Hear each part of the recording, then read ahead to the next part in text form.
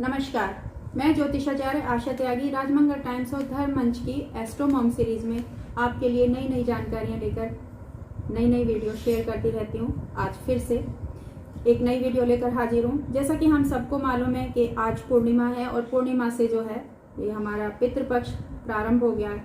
तो पितृपक्ष में सबसे ज़्यादा जरूरी है कि पितरों के निमित्त हम एक श्रद्धा भाव रखें और श्रद्धा भाव के साथ साथ उनके लिए हम कुछ तर्पण के लिए जरूर कुछ ना कुछ करें। लेकिन कई बार क्या होता है कि हमें तिथि मालूम नहीं होती। जो हमारे पूर्वज हैं उनका गमन किस तिथि में हुआ है वो हमको पूरी तरीके से ज्ञात नहीं है। तो हमें ये जानकारी होना जरूरी है कि अगर हमें किसी की तिथि ज्ञात नहीं है तो हम अपने पूर्वजों के निमित्त किस दिन श्राद्ध या तर्पण कर सकते हैं, ताकि उनकी आत्मा को शांति मिले और जो हम उनके लिए कुछ श्रद्धा भाव रखते हैं वो उन तक पहुंच सके और हमारे परिवार पर कृपा बने। जिन लोगों को अपने परिजनों की मृत्यु की तिथि ज्ञात नहीं होती उनके लिए श्राद्ध पक्ष में कुछ विशेष तिथि हमारे ज्योतिष शास्त्र में या हमारे ग्रंथों में उल्लिखित हैं। ऐसी तिथि पे वो पितरों के निमित्त श्राद्ध भी कर सकते हैं, उनके लिए तर्पण भी कर सकते हैं और उनके लिए जो भी भावनात्मक श्रद्धांजलि है वो उनको अर्पित कर सकते हैं। प्रतिपदा पहला जो श्राद्ध होता है, पहले श्राद्ध में इस तिथि में नाना नानी के लिए श्राद्ध नाती कर सकते हैं। यदि किसी के कुल में कोई पुत्र नहीं है और वो लोग जो हैं परलोक गमन कर गए हैं तो उनकी पुत्री का जो पुत्र है, जो नाती होता है, वो प्रतिपदा के दिन अपने नाना नानी के निमित्त श्राद्ध कर सकता है। अगर वो ऐसा करता है तो उनके नाना नानी की आत्माओं को शांति मिलती है। नाना नानी के परिवार में यदि कोई श्राद्ध करने वाला है तो कोई बात नहीं, फिर आप सिर्फ उनके निमित्त एक लोटा जल दे सकते हैं। मृत्यु तिथि ज्ञात हो या ना हो तो आप प्रतिपदा के दिन अपने नाना नानी के निमित्त एक लोटा जल पितरों के लिए जरूर अर्पित करें। यदि मामा परिपक्ष में आपके कोई है तो बहुत अच्छी बात है, लेकिन नाना नानी का आशीर्वाद प्राप्त करने के लिए प्रतिपदा के दिन एक लोटा जल आप भी तर्पण करें। जो मतलब आप, आपके बच्चे कोई भी हैं, मतलब अपने बच्चों से एक लोटा जल जरूर दिलवाएं, उसमें काले तिल डालकर। मैं वैसे तो एक वीडियो अलग से बनाऊंगी, लेकिन फिर भी मैं यहाँ बताते चलूँ कि जब हम पितरों के लिए जल अर्पित करते हैं या तर्पण, इसे तर्पण बोलते हैं, तो हमारी हथेली में यहाँ पर ये पितृ क्षेत्र होता है। हम यहाँ पर कट फिट देखकर, जाल देखकर बता देते हैं कि आपके परिवार में पितृदोष चल आ रहा है। तो जब भी आप जल दें, लोटे में लेकर जल, इस तरीके से जल का जो प्रवाह है वो हमारी इंडेक्स फिंगर और थंब के बीच में जो ये हिस्सा, यहाँ से जल देना चाहिए। हम माएँ ही अपने बच्चों को बताएंगे कि क्या रीति रिवाज किस तरीके से करना चाहिए। तो जब हमें ज्ञात नहीं होगा तो हम अपने बच्चों को क्या बताएंगे। तो अपने बच्चों से एक लोटा जल इस तरीके से, वैसे तो मेरा कहना यह है कि 16 के 16 दिन एक लोटा जल बच्चों से जरूर दिलवाएं, क्योंकि कुछ पितर ऐसे हैं, ज्ञात हैं, अज्ञात हैं। लेकिन नाना नानी के निमित्त अगर आपके मन में श्रद्धा भाव है या आपके बच्चों से कराना चाहते हैं तो एक लोटा जल तो जरूर दिलवाएं। और अगर आपके मायका पक्ष में कोई भाई नहीं है तो आप प्रतिपदा को अपने माँ पापा के लिए ये श्राद्ध कर सकते हैं, माँ पापा या उनके वंशजों के लिए। दूसरा है पंचमी तिथि। कुछ लोग जिनकी मृत्यु अविवाहित स्थिति में हुई हो उनका श्राद्ध इस तिथि को किया जा सकता है। उनका कोई वंशज नहीं रहता, वंशज मतलब पत्नी बच्चे नहीं रहे, तो उनकी जो श्राद्ध है उसका पंचमी तिथि के दिन अगर श्राद्ध किया जाए तो उनकी आत्माओं को शांति मिलती है। कहा जाता है कि ऐसे लोग पितृ बन जाते हैं। पितृ बनकर वो हमारे घर में पितृदोष उत्पन्न करते हैं, क्योंकि उनको ये लगता है कि हमारा कोई नाम लेने वाला ही नहीं है। तो आपके परिवार में कोई ऐसा जरूर रहा होगा जो इसकी तिथि आपको शायद याद ना हो, क्योंकि उसके परिवार का कोई रहा नहीं 2 पीढ़ी 3 पीढ़ी तक। तो पंचमी तिथि के दिन भी एक लोटा जल कम से कम उनके निमित्त दीजिएगा। तीसरा है कि नवमी तिथि। नवमी तिथि सौभाग्यवती यानी पति के रहते जिनकी मृत्यु हो गई हो उन स्त्रियों का श्राद्ध नवमी को किया जाता है। इसे मात्र नवमी भी कहते हैं। हम किसी भी दिन, जैसे किसी की मृत्यु हुई हो सौभाग्यवती स्त्री की, उनका श्राद्ध अगर नवमी को करते हैं तो वो श्राद्ध बहुत ज़्यादा फलदायी होता है। इसमें एक चीज़ और मैं आपको बताते चलूँ कि मात्र नवमी के श्राद्ध को महिलाएं भी अपनी तरफ से, जैसे क्योंकि होता है जल फिराना या जो भी होता है पुरुष वर्ग के हाथों हम इस पे वो करवाते हैं कि उनके हाथों से तर्पण हो, लेकिन इसको महिलाएं भी कर सकती हैं। यह तिथि माता के श्राद्ध के लिए भी उत्तम मानी गई है, इसलिए इसे मातृनवमी कहते हैं। इस दिन तिथि पर श्राद्ध करने से कुल की जो सभी दिवंगत महिलाएं हैं, जो सौभाग्यवती महिलाएं हमारे कुल में गई हैं, सास, दादी, सास और भी कोई, तो उनका श्राद्ध हो जाता है। तो आप उनके निमित्त सौभाग्यवती जो भी हमारी पूर्वज गई हैं उनके निमित्त नवमी को श्राद्ध करेंगे तो ज़्यादा शुभ फलदायी होगा। एकादशी और द्वादशी।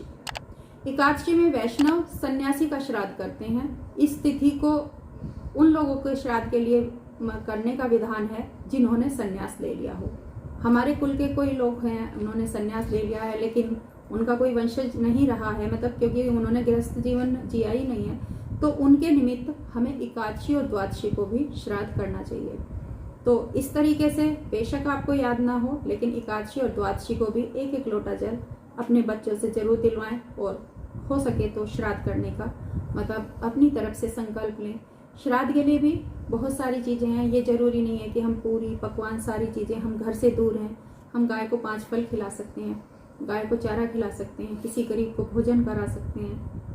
तो लेकिन उनके निमित्त संकल्प जरूर लें, संकल्प लेके ताकि कुछ ना कुछ उनको जरूर पहुंचे। चतुर्दशी तिथि।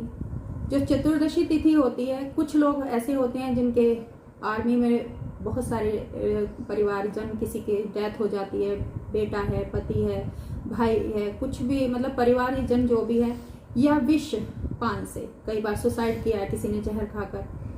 तो ऐसे लोगों की जिनकी कहते हैं कि अकस्मात मृत्यु, दुर्घटना में मृत्यु, या किसी का वैसे एक्सीडेंट हो गया है गाड़ी से, ट्रेन से, तो इस तरीके की डेथ अगर किसी की होती है, या तो शस्त्र से हो, आत्महत्या हो, विष के कारण हो, या कोई दुर्घटना हो, अकाल मृत्यु जिसे कहेंगे, ऐसे लोगों की अगर आपके परिवार में कोई मृत्यु हुई है 1 पीढ़ी 2 पीढ़ी में, तो चतुर्दशी के दिन ऐसे लोगों का जो श्राद्ध है वो करना चाहिए। जबकि बच्चों का श्राद्ध, अगर कोई छोटा बच्चा है उसको विष के कारण या कोई एक्सीडेंटल डेथ हुई है, उसको त्रयोदशी के दिन। तो अगर एक्सीडेंटल या अकाल मृत्यु घर में कि परिवार में किसी की हुई है, तो छोटा बच्चा अगर कोई रहा है 15 साल 11 साल से कम का, तो उसका त्रयोदशी के तिथि के दिन श्राद्ध करें। और अगर कोई बड़ा है, बुजुर्ग है, उसकी इस तरीके से कोई डेथ हुई है, युवा है कोई, तो उसका चतुर्दशी तिथि के दिन श्राद्ध करें। सर्व पितृमोक्ष अमावस्या। अमावस्या के दिन जो भी हमारे भूले बिसरे होते हैं पितृ, उनके निमित्त श्राद्ध किया जाता है। सभी को याद किया जाता है। जिनके लिए कोई भूल चूक हो जाती है, भूले बिसरे इसीलिए कहते हैं कि जिनको हम तिथि ज्ञात नहीं है या जिनको हम जानते नहीं है, भूले बिसरे, कोई हमारा बुजुर्ग नहीं है जो उनसे कम्युनिकेशन कराए, लेकिन वो हमसे जरूर कम्युनिकेशन कर लेते हैं, तो उसके जरिए जो है हमें पितृदोष से भी मुक्ति मिलती है, बड़ों का आशीर्वाद भी मिलता है। तो पितृ अमावस के दिन हमें जो है सब भूले बिसरों का निमित्त श्राद्ध करना चाहिए। इस दिन श्राद्ध करने से जो कुल के सभी पितृ हैं उनका श्राद्ध हो जाता है, और जिनका मरने पर कभी संस्कार नहीं हुआ, किसी कारणवश कोई नहीं था उस समय उपलब्ध या किसी को ज्ञात नहीं था कि उनके साथ क्या हुआ, तो उनकी भी आत्मा को शांति मिल जाती है। जो तिथि हो श्राद्ध पक्ष में, बाकी लोगों का श्राद्ध उसी दिन करना चाहिए। ये कुछ खास तिथियां थी जो मैं चाह रही थी कि श्राद्ध इस प्रारंभ होने से पहले ही मैं इस वीडियो को डालूं, तो इसलिए जिन लोगों का कोई पिंडदान वगैरह कर लिया है, पिंडदान करने के लिए सफेद या पीले वस्त्र धारण करें। जो इस प्रकार के श्रद्धादि कर्म संपन्न करते हैं वे समस्त मनोरथ जो है उनके पूर्ण होते हैं। घर में खुशहाली बनी रहती है, अनंत काल तक जो है उनके घर में धन धान्य की कमी नहीं होती है। कई बार होता है कि हमारे परिवार में संतान नहीं हो रही है, या संतान है तो वो जीवित नहीं होती भी हैं तो वो जीवित नहीं रहती हैं। कुंडली देखने पे पता चलता है कि पितृदोष है। ये हमारा 16 दिन का जो एक पक्ष है, ये बहुत ही एक तरीके से समझिए कि पवित्र है। इसे कनागत भी कहा जाता है। हमारी जो गांव की या एक आम जन में भाषा होती थी, इसे कनागत कहते थे। हिंदू धर्म के अनुसार जो ये आश्विन मास है, कृष्ण पक्ष में, इसमें हम ये 16 दिन का एक पर्व मानिए या कुछ भी कहिए, अपनी श्रद्धा प्रकट करते हैं अपने पूर्वजों के प्रति। और जो श्राद्ध पक्ष को पितृपक्ष और महालय के नाम से तो जाना ही जाता है। आपके पितृ आपकी श्रद्धा के भूखे हैं, ना कि आपके द्वारा तैयार किए गए भोजन के। वो भव्यता देखने नहीं आते, वो सिर्फ भाव देखते हैं। तो अगर किसी गरीब बुजुर्ग को पितृपक्ष में भोजन कराएं तो भी आपके पितृ खुश होंगे। इस दिन क्योंकि सूर्य कन्या राशि में रहते हैं, कनागत, इसलिए उसे कनागत कहते थे। हमारे बुजुर्ग कहते थे कनागत लग गए हैं। तो तब हमारी समझ में नहीं आता था, तो अब हम क्योंकि इस क्षेत्र में हैं तो जानकारी रखते हैं। तो इस दिन सूर्य जो है मतलब इन दिनों में कन्या राशि में रहते हैं, इसलिए इसे कनागत कहते हैं। और केवल हिंदू धर्म में ही वर्ष में 15 दिन अपने पूर्वजों को याद करने के लिए ये एक पर्व रखा गया है। हम अपने पितरों के ऋण को कभी भी पूरा नहीं कर सकते, ये बात अटल सत्य है। लेकिन फिर भी हर व्यक्ति को अपने पूर्वजों को याद करते हुए सात्विक जीवन जीना चाहिए और साथ ही पितरों के नाम का तर्पण करना चाहिए। एक और भी बात कि पूरे पितृपक्ष में प्रतिदिन दक्षिण दिशा में करके, जैसा मैंने पहले भी कहा कि 1 लोटा जल अवश्य दें। जो भी इन दिनों में इन नियमों का पालन करता है उसे पितृ अवश्य आशीर्वाद देते हैं, उसके घर में खुशहाली बनी रहती है। नमस्कार, धन्यवाद।